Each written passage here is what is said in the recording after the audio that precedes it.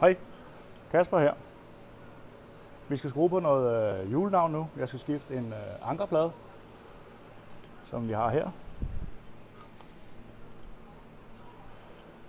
Og den skal vi have sat på herinde med hjulenavnet, men boltene de er meget rustne. Og derfor så er jeg lidt i tvivl om, hvad størrelse det skal være. Så nu vil jeg vise, hvordan I sikrer det.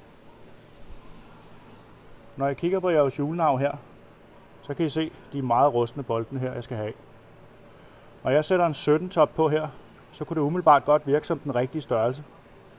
Men på grund af alt det rust, som I har rundt i kanten her, så er jeg næsten sikker på, at det ikke er den rigtige størrelse.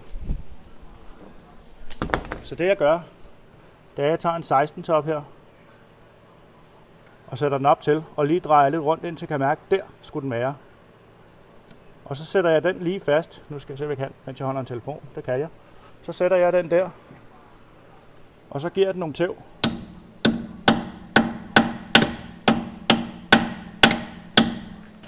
Sådan. Så sidder den godt inde. Så har jeg naturligvis også givet den noget rustløsner. Så er det på med min lufthammer.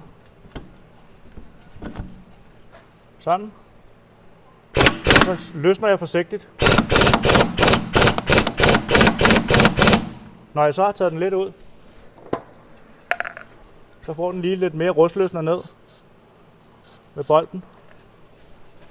Og så vender jeg om og kører lidt ind igen. Og den proces, den gør jeg flere gange, indtil jeg får bolden helt ud, uden at knække den. Tak.